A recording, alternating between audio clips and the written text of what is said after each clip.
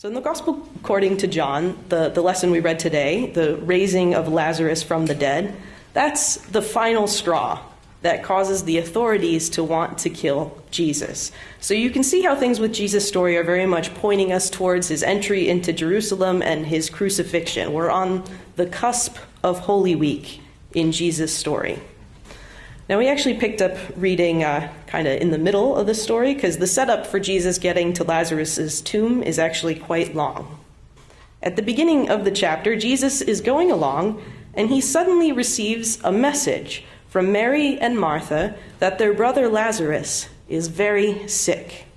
Now, Jesus was really close to this family, and we'd expect him to drop everything and rush to his friend's side. But that's not what happens. Jesus lingers where he is for 2 whole days before setting off to see Lazarus. When Jesus finally does get to Bethany, we find out that Lazarus is dead. Both of his sisters, Mary and Martha, are upset with Jesus. They both tell him, "Lord, if you had been here, my brother would not have died." Jesus delayed, and Lazarus died before he got there. Mary and Martha had called for Jesus, and he didn't show up in time. They'd sent for him, but he was too late. One thing a commentary noticed that I hadn't picked up on before is that Mary and Martha express both anger and faith in Jesus at the same time. They're understandably angry that Jesus didn't arrive on time, but they're angry precisely because they also believe Jesus could have saved their brothers. The sisters' anger is coming from grief, but it's also coming from their faith in Jesus. They believe if Jesus had gotten there faster, Lazarus wouldn't have died. So there's a question behind this. Why didn't Jesus move heaven and earth to get there in time? How could he be late? The times we call on God in prayer and what we hope for doesn't happen are some of the most challenging moments in the life of faith. Sometimes it can feel like God's abandoned us or doesn't care. We can end up with similar questions to Mary and Martha. Where were you, Jesus? Why didn't you show up? How could you let this happen? Why didn't you fix it? Where are you? I needed you and you weren't there. I relied on you and you didn't come. Jesus, if you were there, this thing would not have happened. My loved one wouldn't have died. Now, I don't have a quick and easy answer to why and when God does or doesn't seem to show up, and I don't believe there is one. What I do know is that we aren't the only people who have asked these questions or felt these feelings. We're in good company with all the saints who have come before us, who in the depths of pain or loss have cried out those very same questions and made those very same pleas. In our lesson, there's Mary and Martha. And then there's the psalmist who says in Psalm 22, my God, why have you forsaken me?" And then there's Jesus on the cross crying out those very same words as he's being crucified. If all those people can say those things, we can too. For many of us, we'll have times where God will feel far off, where we'll doubt, where we'll be angry that God didn't show up and fix things when we called and our need was great. But some good news here is that God is perfectly capable of taking our anger, our disappointment, doubt, or whatever other feelings we might have. And God's heart breaks with the things that break our hearts.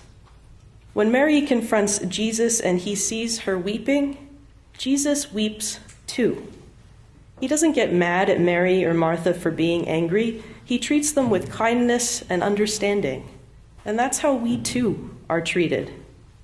And Martha, even in the depths of her grief, makes the fullest confession of Jesus' identity before the resurrection.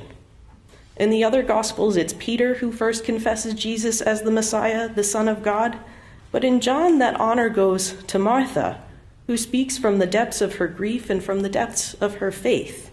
These feelings are all part of being human and are certainly part of the life of faith.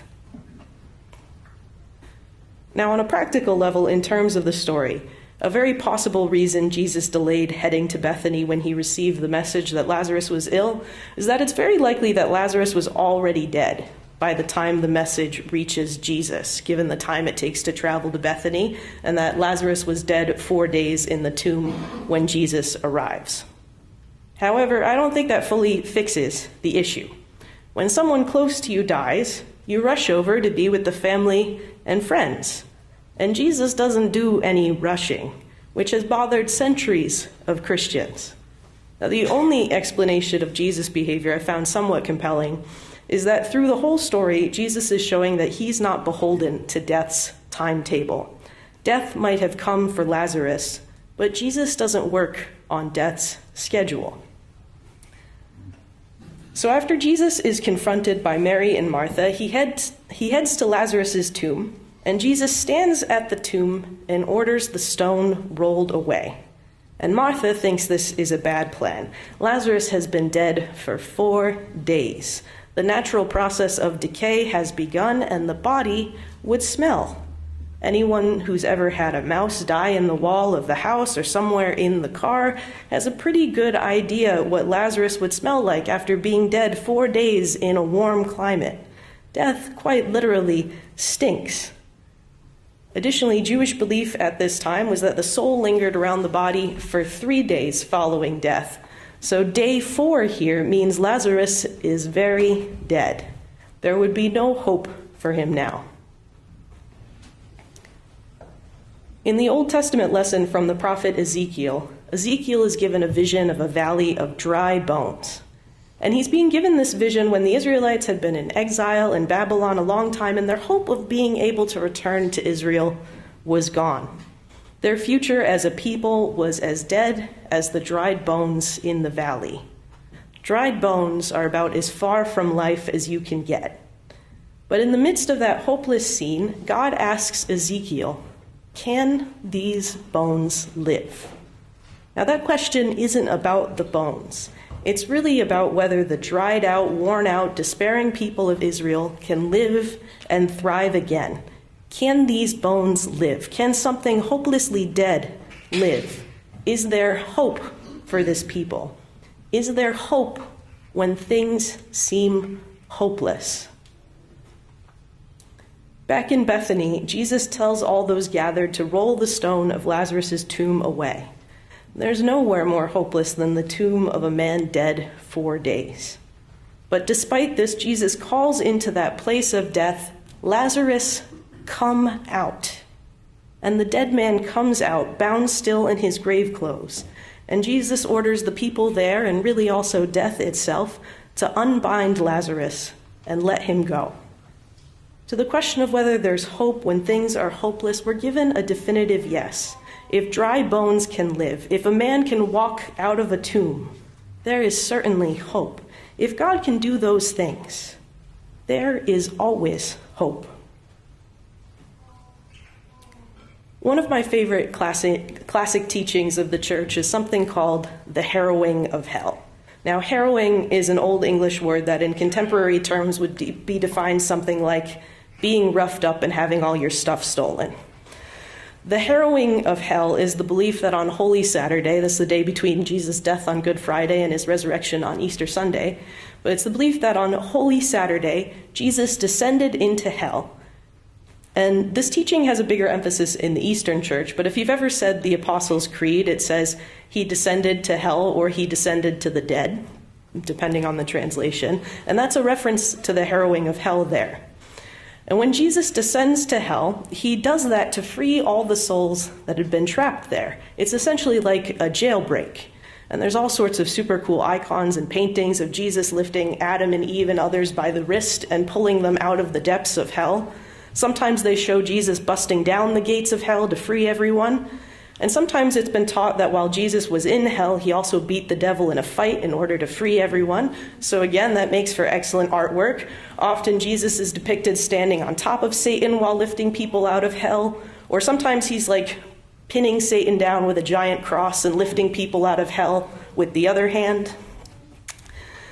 But the harrowing of hell was a really popular teaching in the early church because it represented how Christ's life, death, and resurrection lifts all of humanity up from the depths of captivity, death, and sin. But this also led to early Christians engaging in practices that really weirded out their pagan neighbors. Christians would gather to pray in tombs.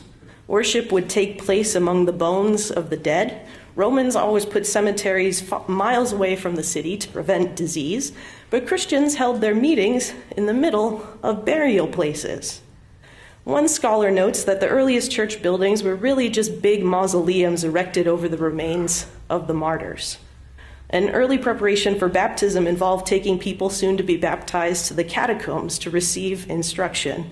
And we didn't make Christopher's family here do that, which I assume they're grateful for. So all of these odd-seeming practices emphasize both the reality of death and the good news that death does not have the final word. And it also highlights how those who have died are still connected to all of us through the love of God, and that they're all still part of the church. They're the communion of saints who are with us always. When we look at the story of the raising of Lazarus, Jesus goes to the tomb, the place of death, and he calls Lazarus out of death and into life. And he unbinds Lazarus and sets him free. We see what Jesus does here for someone he loves. With the harrowing of hell, Jesus doesn't stand at the entrance to a tomb. He dies and goes to hell, the most hopeless place one can think of, and he breaks chains and sets people free and leads them up to salvation. What we see in the lesson about the dry bones, in the raising of Lazarus, and in the harrowing of hell is that we don't have a God who leaves us in those hopeless, dead, dried out places. We have a God who loves us enough to remind us that dry bones can live. We have a God who calls us by name out of death and hopelessness. And we have a God who, out of love, will go to hell and back for us and take us by the hand and lead us home. Amen.